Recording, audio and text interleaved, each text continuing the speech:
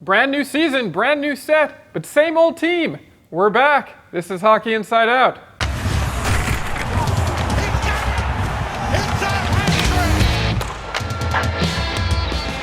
Welcome to the first show of the 2019-2020 NHL season. Kind of sounds like the future, doesn't it? 2020? What's going on here? I just want to point out that we're starting a little late this season because if it isn't clear, look, we have a new set. So the Gazette moved, we moved, and that's the reason why. Won't let it happen again, though, I promise. On today's show, we have Mr. Pat Hickey from the Montreal Gazette, CBC Daybreak's Jessica Resnack, and Chris Nyland. During the offseason, Marc Bergevin put his money on the table and gambled by trading away Hab favorite and quintessential workhorse Andrew Shaw in a bid to make room for Carolina superstar Sebastian Aho.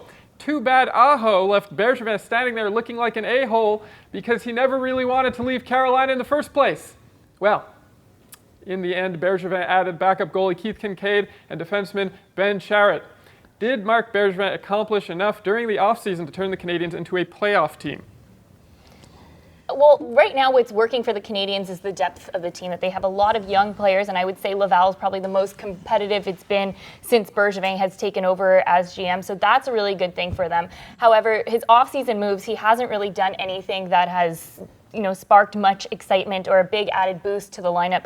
We'll have to wait and see if Ben Sherratt's actually a step up from Jordy Ben. It looks like he will be, but it's just a matter of time to see how he gels with this team. But there hasn't been a big player added to this roster to really be a difference maker on the Canadiens. Well, what we do have is we have an infusion of youth.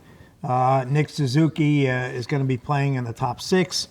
It remains to be seen whether he's going to stay there and whether he can do the same sort of things that he did in junior hockey. You've also got Cale, who's been a major surprise on defense. So I think the defense is stronger than it was. Sherratt adds a physical presence. He'll be playing alongside Jeff Petrie in the number 2 pair.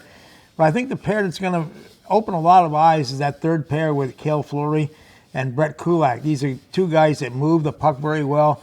Fleury has great vision. He doesn't hesitate when he's out there. He's got great poise for a 20-year-old kid, and I think that's going to make a big difference. Kincaid is a upgrade on Antti Niemi, but I still think they're going to have to get 60-plus games from Carey Price if they're going to make the playoffs.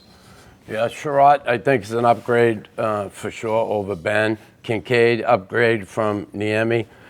You look at losing Shaw. Listen, you're never going to be able to replace him.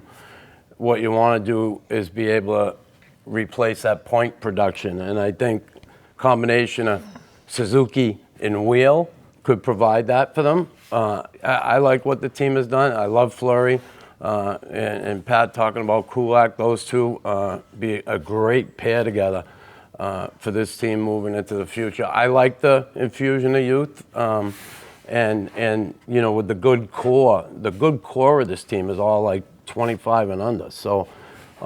Yeah, I'm positive about what's going to happen this season. The Shaw thing, I believe he moved him. He's getting that age now where a guy who plays that type of hockey can run into injury issues. He's already had them here.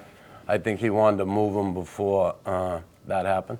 Speaking of Suzuki and Cale Fleury, they both had very impressive trading camps. They're on the team. What impact do you think they're going to have on the lineup? Suzuki, again, you're going to have to see. We know what he did in junior. He has talent. He got great vision on the ice. He's good with the puck, no question, all those things. He has the tools. Now it's how is he going to fit into this lineup? Where are we going to see him on the power play? All those things. He can certainly help this power play, and I think he will. Anybody could help it after the way they played last year. But I think he's going to get his opportunities out there and maybe just help to turn what was a real sore spot with this team last year, turn that around. You hope one of the things he also does is that he pushes Jonathan Drouin a little bit.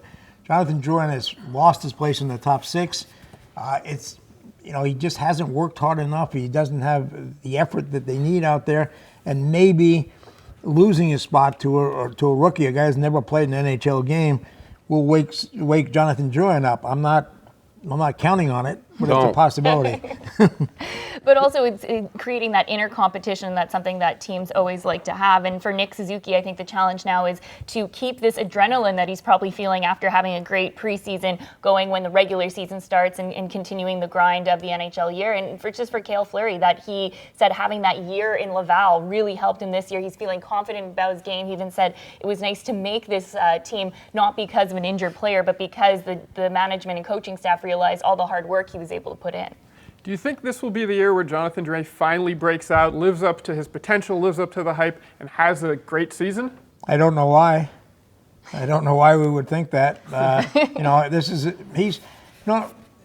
Claude Julien keeps saying he's a young player. He's a young player. It takes a couple of years for guys to develop.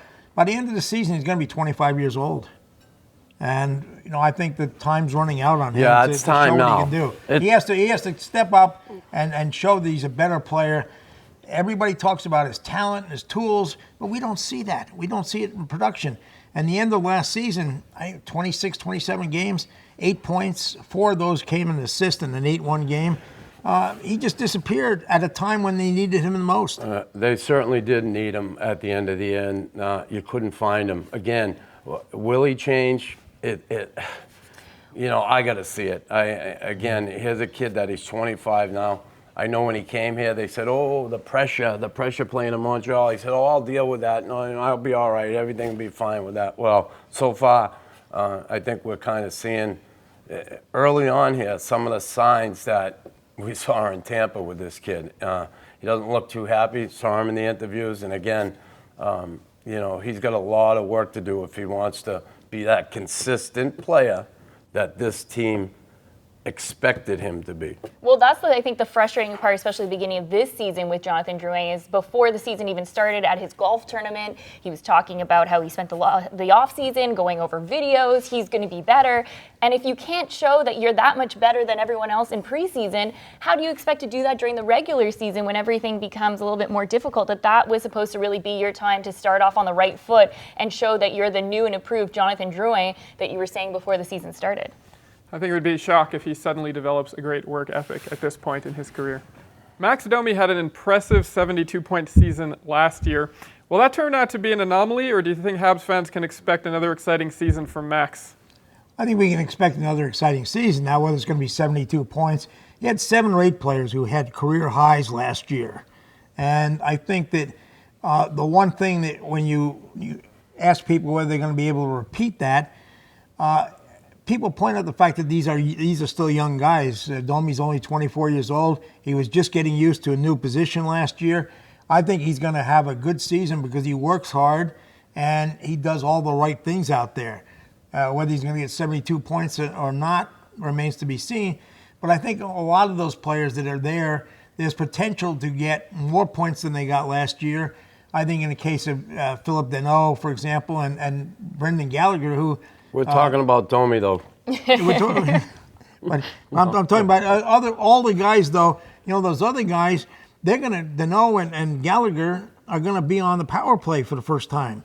They made infrequent visits there last year, and their numbers will go up. So I think as a team, the offense will probably going to go up. But I'm not worried about Max Domi. I'm not worried about, and I'm not worried about Arturi Lehkonen. Everybody talks about how he's, sort of stuck, and he should be a 20-goal scorer and things like that. But just doing all the other things that he does on the ice makes him valuable to this team. But I think he might have a breakthrough this year. Well, I think Max Domi liked the fact that he was getting recognized as being a talented hockey player, and that was something that wasn't necessarily the case while he was in Arizona. He was known for his talent when he was a junior hockey player with the London Knights. And then coming to Montreal, having that kind of season, he got a lot of attention and he really embraced it. And I think that's going to be motivation as well for him to show that it wasn't just 1 year where he had this breakout season, that he's going to be able to continue to do it and can be a very effective NHL player. Yeah, he's a dedicated athlete, confident kid. You said it, he played junior in London, real hockey town, he excelled there. Then he goes to Arizona in the desert, not a hockey town, lose a team. They weren't doing well. Things didn't go well for him. He comes here, and it's like they lit a fire under him. He loves playing here. He loves the atmosphere. His teammates, I'm not worried about him. Will he get 72 points again? Who knows? Maybe he'll get 80. Who knows? I know one thing, he will show up to play every night, and that's what you want. Yeah, some players really thrive in the spotlight, and lucky for Habs fans, Max Domi is one of those players. Is Keith Kincaid the answer as Carey Price's backup? You know, listen, he's had good numbers last year. He played quite a few games over the last couple seasons. I think it's a big upgrade over Niemi. Niemi certainly was older, and we saw him fade at the end of the season. I think it was a crapshoot every time you put him in net last year. Just think, if you had that solid number 2 goalie last year, they could have made the playoffs, even with a brutal power play. So, you know, the team plays different when they have that goaltender in there that they know and they can rely on, like Price. And I think Kincaid will give them that. You know, a lot of times, teams, when the backup goalie goes in, I'm sure when Niemi went in last year, guys were in the room going, Niemi. And I don't think it'll be that way with Kincaid. Well, I think especially Kincaid is coming here and he wants to prove himself after getting traded to Columbus. He didn't see much action there. And he's 30 years old, so it's a young player who is able to bounce back. And if you use Thomas Tatar as an example, he didn't have a very good time with the Vegas Golden Knights, gets traded to Montreal. The expectation for him was not very high and was able to bounce back and make a name for himself as well. So I think Keith Kincaid will try and take this opportunity to show that he can be a solid backup goaltender to Carey Price. If he does fade down the stretch, as happened with the Emmy last year, I don't think that's going to happen. But by that time, Caden Primo may be ready. That's true. I think he's going to see a lot of action in Laval. He's going to be the number 1 goaltender there. They're going to play him. And, you know, by the end of the season, he might be ready to come up and play a couple of games. All right, well, that is our show. We want to thank you all for tuning in. Are the Canadiens making the playoffs this year? Where will they finish at the end of the season? I don't have the answers. I'm sure you do, though, because, you know, you're on the internet. We'll be back next week. Same time, same place. I'm Adam Susser. Thanks for watching.